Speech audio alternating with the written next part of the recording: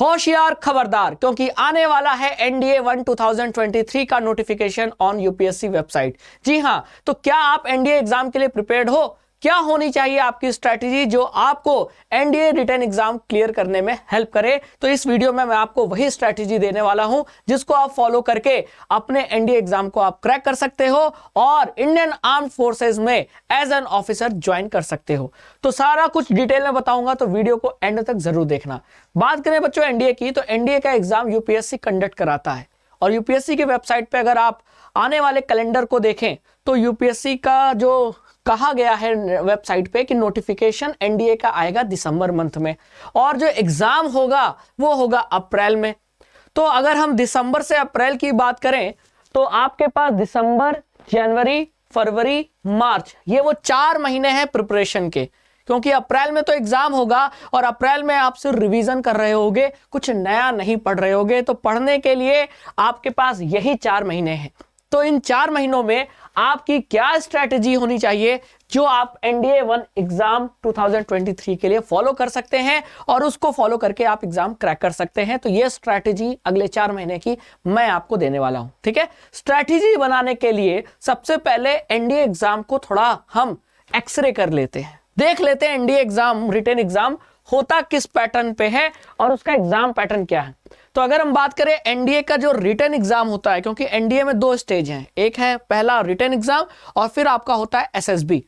तो एसएसबी के पहले आपको रिटन एग्जाम क्लियर करना पड़ेगा। तो एनडीए का जो रिटन एग्जाम होता है उसमें 2 पेपर होते हैं, पेपर 1, पेपर 2। पेपर 1 आपका मैथमेटिक्स सब्जेक्ट का होता है जिसमें 300 मार्क्स पूछे जाते हैं, 120 क्वेश्चन टोटल। 300 मार्क्स के लिए 120 क्वेश्चन पूछे जाते हैं और टाइम अलॉटेड है वो है 2.5 घंटे। फिर जो पेपर 2 है वो जनरल एबिलिटी का है जिसमें मैक्सिमम मार्क्स 600 होता है और नंबर ऑफ क्वेश्चन होते हैं 150 और इसके लिए भी जो टाइम अलॉटेड है वो है 2.5 घंटे। यानी टोटल देखा जाए तो पेपर 1 और 2 टोटल देखा जाए तो 900 मार्क्स का होता है और इसी 900 मार्क्स में से आपको क्वालिफाई करना होता है और उसके लिए आप इफिशियंसी के साथ जब आप स्कोर करते हो तब आप रिटन एग्जाम क्लियर कर लेते हो। अब ये तो आपको एग्जाम पैटर्न के बारे में पता चल गया, लेकिन अगले 4 महीने इस दोनों सब पेपर को अच्छे से प्रिपेयर करना, अपनी एक्यूरेसी बढ़ाना, ये आप करोगे कैसे? यही तो स्ट्रैटेजी है जो अगले आपको 4 महीने फॉलो करनी है, तो वो मैं बताता हूं। ठीक है, अब पेपर 2 की बात करें तो पेपर 2 जो 600 मार्क्स का है इसमें भी 2 सब सेक्शन है। पहला है इंग्लिश। इंग्लिश 600 में से 200 मार्क्स का इंग्लिश आता है जिसमें 50 क्वेश्चन पूछे जाते हैं। ठीक है, और बचा हुआ 400 मार्क्स का आपका जनरल नॉलेज जिसमें कि आपका साइंस है, हिस्ट्री है, ज्योग्राफी है, करंट अफेयर्स है, सब कुछ पूछ लिया जाता है और इसमें आपके 100 क्वेश्चन होते हैं। तो टोटल 150 क्वेश्चन में 50 इंग्लिश के और 100 जीके के, है ना, और टोटल मिला के आपका हो गया ये 600 मार्क्स। क्लियर? तो ये हो गया आपका डिटेल्ड एनडीए रिटन एग्जाम का एग्जाम पैटर्न का एक्सरे। अब आपको एग्जाम पैटर्न के बारे में अच्छे से पता है। अब बात करते हैं कि इस सिलेबस को कवर कैसे करें। तो 1 बाय 1 मैं बताता हूं कहां से पढ़ना है, क्या ज्यादा पढ़ना है, क्या कम पढ़ना है, सब कुछ बताऊंगा। बात करें पेपर 1 की, जो मैथमेटिक्स का पेपर होता है, तो आपके जो एनडीए में सिलेबस में ये जो टॉपिक्स हैं ये सारे टॉपिक्स हैं और इन टॉपिक्स के अंदर सब टॉपिक भी हैं। मैंने ब्रॉडली टॉपिक का नाम लिखा है, इसके अंदर बहुत सारे सब टॉपिक भी आते हैं।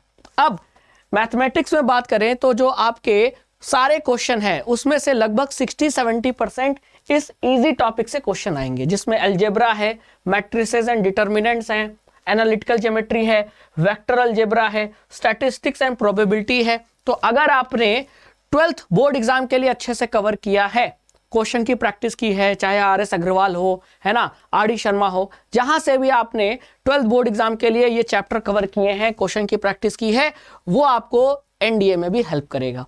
तो इन टॉपिक्स पे ज्यादा फोकस कीजिए क्योंकि ये इजी टॉपिक है और इन टॉपिक से क्वेश्चन भी ज्यादा आते हैं। ठीक है, बात करें अगर हार्ड टॉपिक भी, तो हार्ड टॉपिक में आता है आपका डिफरेंशियल एंड इंटीग्रल कैलकुलस और ट्रिग्नोमेट्री। अगर आपका ये स्टार्ट अच्छे से कवर हो जाता है, इसकी क्वेश्चन की प्रैक्टिस हो जाती है और इसमें आप एक्यूरेसी बना के चलते हो, तो फिर आपको ध्यान लगाना है इन 2 टॉपिक पे। लेकिन पहले आप इन टॉपिक को मत पढ़ना, मेरी सजेशन मानिए। आप अगर एक्यूरेसी के साथ मैथमेटिक्स के ये टॉपिक भी अटेम्प्ट करके आते हो तो भी काफी अच्छा स्कोर लेकर आओगे, है ना। कौन कहता है कि डिफरेंशियल और ट्रिग्नोमेट्री में सारे क्वेश्चन अटेम्प्ट करने हैं? अगर दोनों टॉपिक मिलाकर अगर आप 50% भी अटेम्प्ट कर लेते हो एक्यूरेसी के साथ, तो मैथमेटिक्स का पेपर आपका बहुत बढ़िया होगा। और इसके लिए आप जितने भी साइड बुक्स हैं, चाहे RS अग्रवाल हो, RD शर्मा हो, NCERT हो, है ना, सबको सॉल्व कीजिए, जितने मैक्सिमम क्वेश्चन लगा सकते हैं लगाइए। और पाथफाइंडर की भी आप मैथमेटिक्स की बुक लेकर आप क्वेश्चन प्रैक्टिस कर सकते हैं, है ना। तो ये हो गया आपकी स्ट्रेटजी मैथ्स सब्जेक्ट में। अब आगे चलते हैं नेक्स्ट। अगर हम बात करें इंग्लिश की, तो सबसे पहले इंग्लिश में जो 50 क्वेश्चन पूछे जा रहे हैं, उसमें से जो 200 मार्क्स से जो क्वेश्चन आ रहे हैं, उसमें कौन से टॉपिक आते हैं? तो अगर आप NDA 2 2022 का एग्जाम पैटर्न देखो, तो 10 क्वेश्चन एंटोनिम से, 10 क्वेश्चन सिनोनिम से, 10 क्वेश्चन इडियम एंड फ्रेजेस से, 10 क्वेश्चन स्पॉटिंग एरर से और 10 क्वेश्चन सेंटेंस रीअरेंजमेंट से। टोटल हो गए आपके कितने? 50 क्वेश्चन। अब इन क्वेश्चन की प्रैक्टिस आप कहां से करेंगे? तो आप रेनिन मार्टिन भी यूज कर सकते हैं, ठीक है। फिर मैं बात कहूंगा, अगर आपको मैं एक सजेशन दूंगा जो यूट्यूब पर किसी ने नहीं दिया है, SSC एग्जाम जो होता है ना, स्टाफ कमीशन का जो एग्जाम होता है, CGL का, CHSL का, वहां आप क्वेश्चन प्रैक्टिस कर सकते हो।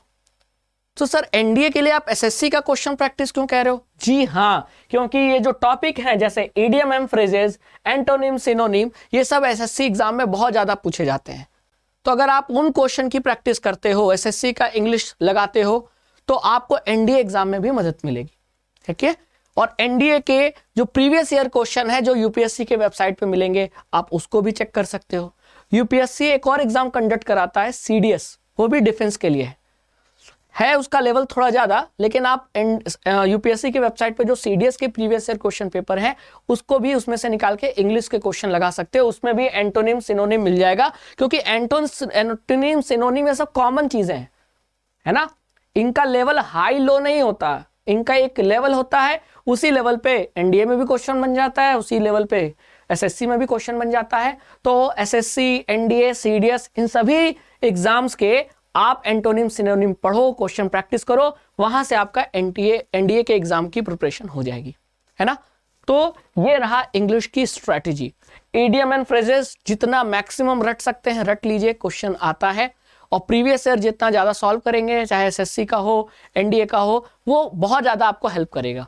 तो दूसरे एग्जाम्स के भी आप पेपर सॉल्व कर सकते हैं। ऐसा नहीं है कि NDA के लिए आपको सिर्फ NDA के प्रीवियस ईयर क्वेश्चन लगाना है। वो टॉपिक जिस भी एग्जाम में पूछे जाते हैं, वहां से आप पेपर सॉल्व कर सकते हैं, आपका इंग्लिश स्ट्रांग होगा। फिर आगे चलते हैं नेक्स्ट।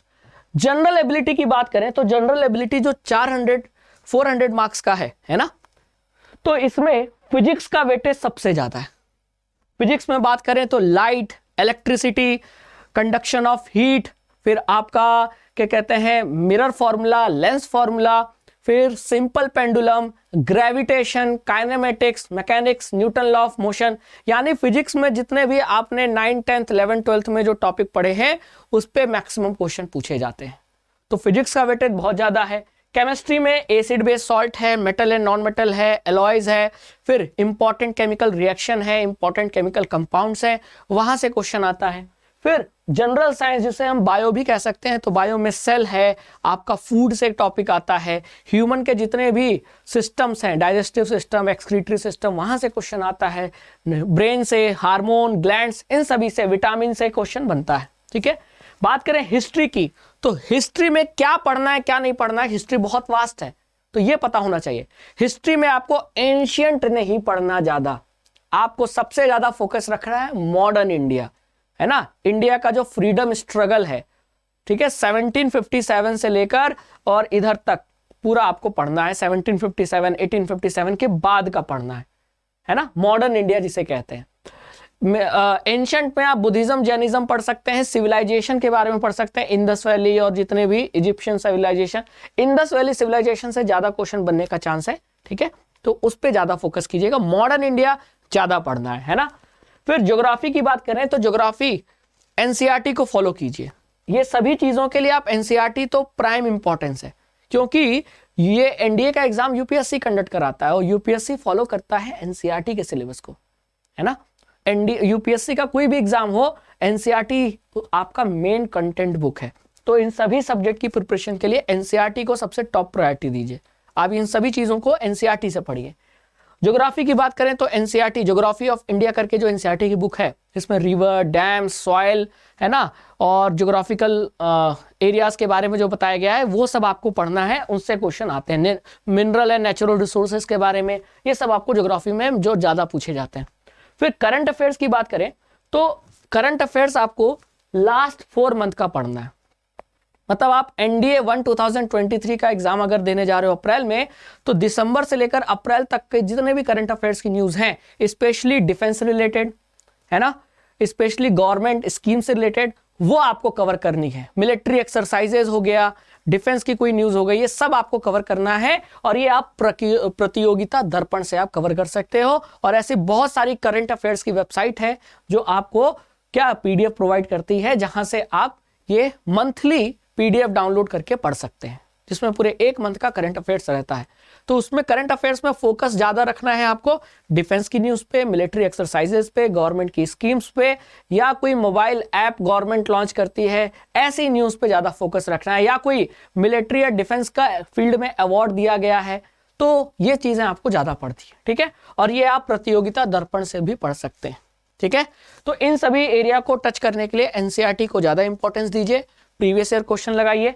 और प्रीवियस ईयर क्वेश्चन आपको कहां से मिलेगा? एनडीए का एग्जाम कराता है यूपीएससी, तो आपको यूपीएससी के वेबसाइट पे पिछले 5-6 साल का आपको प्रीवियस ईयर क्वेश्चन मिलेगा। जाइए वहां से मैथ्स, इंग्लिश और जनरल साइंस जो है, जनरल एबिलिटी है, हिस्ट्री, ज्योग्राफी, सारे क्वेश्चन आप वहां से प्रैक्टिस कीजिए और प्रैक्टिस करके ही एग्जाम देने जाइएगा, है ना। मायने ये नहीं रखता कि आप कितना पढ़ रहे हो, मायने ये रखता है कि आप कितना ज्यादा क्वेश्चन की प्रैक्टिस कर रहे हो, क्योंकि क्वेश्चन प्रैक्टिस आपकी एक्यूरेसी बढ़ाएगा। और एनडीए एग्जाम में आप कम अटेम्प्ट करके भी अगर आपकी एक्यूरेसी अच्छी है तो आप एनडीए एग्जाम क्लियर कर सकते हो। तो ये थी आपकी अगले 4 मंथ्स की स्ट्रेटजी जो आपको फॉलो करनी है, सिर्फ सुननी नहीं है ना। तो एनडीए एग्जाम के लिए आप सभी एनडीए एस्पिरेंट्स को ऑल द बेस्ट। और इसी तरह एनडीए अड्डा 24/7 यूट्यूब चैनल पर हम आपको हर तरीके से एनडीए एग्जाम क्लियर करने में मदद करेंगे, चाहे वो स्ट्रेटजी हो, चाहे वो कोई करंट अफेयर्स की न्यूज हो, चाहे वो कोई सब्जेक्ट की कंटेंट की इंफॉर्मेशन हो, हम सब कुछ प्रोवाइड करेंगे। तो बने रहिए एनडीए अड्डा 24/7 यूट्यूब चैनल पे। Thank you so much.